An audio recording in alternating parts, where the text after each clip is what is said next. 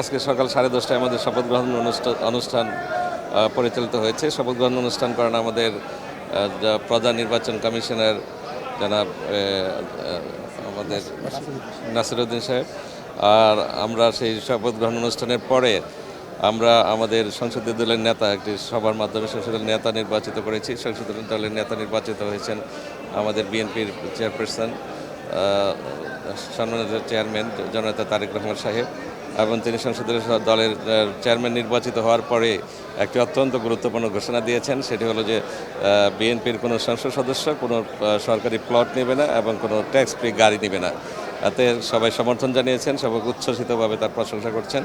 আমরা আশা করি যে আগামী বাংলাদেশ একটি সুন্দর বাংলাদেশ হবে, যে গণতান্ত্রিক বাংলাদেশের জন্য এই দেশের মানুষ সবসময় রক্ত দিয়েছে, জীবন দিয়েছে, সেরকমটি গণতান্ত্রিক বাংলাদেশ আমরা প্রতিষ্ঠা করব।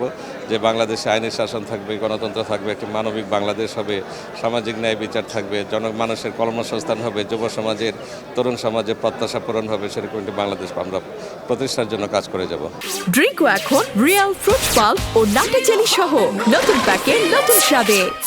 শহীদ রাষ্ট্রপতি জিয়াউর রহমান এবং আমাদের চেয়ারপারসন আমাদের মা বেগম খালেদা জিয়ার রওজায় আসবো বা কবর, এটা তো আমাদের একটা নৈতিক দায়িত্বের অংশ, এটা আমাদের পূর্ব পরিকল্পনারই অংশ। আমরা শপথের পর আমরা এখানে জিয়াউর রহমান সাহেব এবং বেগম খালেদা জিয়ার কবর জিয়ারত করে আমরা দোয়া প্রার্থনা করি। আজকের এই দিনে আমাদের সবার প্রতি অনুরোধ, আসুন আমরা বাংলাদেশের সার্বিক উন্নয়নের জন্য কাজ করি।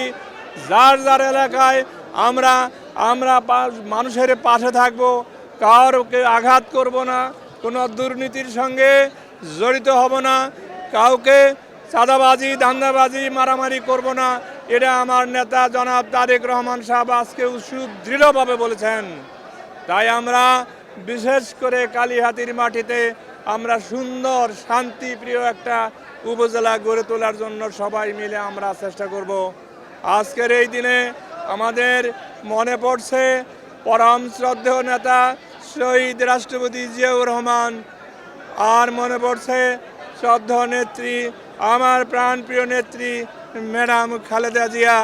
আজকের এই দিনে আজকের এই নতুন সরকার গঠনের মাধ্যমে আজকে একই পরিবারের তৃতীয়বার প্রধানমন্ত্রী হওয়ার কারণে আমরা পরম করুণাময় আল্লাহর কাছে শুকরিয়া গুজার করছি। মানুষ ভোটের অপেক্ষায় বসেছিল। 12 তারিখে সুষ্ঠু ভোটের মাধ্যমে ইনশাল্লাহ এই সংসদ নির্বাচিত হয়েছে এবং মানুষের যেমন প্রত্যাশা এই সংসদের উপর, আমরা সংসদের নেতা হিসেবে আমাদেরও প্রত্যাশা আজকে তারেক রহমানের হাতকে আমরা শক্তিশালী করব এবং তারেক রহমানের যে চিন্তাভাবনা, যে চিন্তা চেতনা, তার বহিঃপ্রকাশ আজকেই আমাদের সংসদীয় নির্বাচিত সংসদদের নিয়ে উনি বসেছিলেন এবং উনি প্রথমেই ডিক্লেয়ার দিয়েছেন যে ট্যাক্সবিহীন গাড়ি যে পায় সংসদ যা, এই গাড়ি তারা পাবে না। আজকে প্লট যে পায় এই প্লট পাবে না। এতেই তার চিন্তাভাবনা বোঝা যায় যে সে কী টাইপের।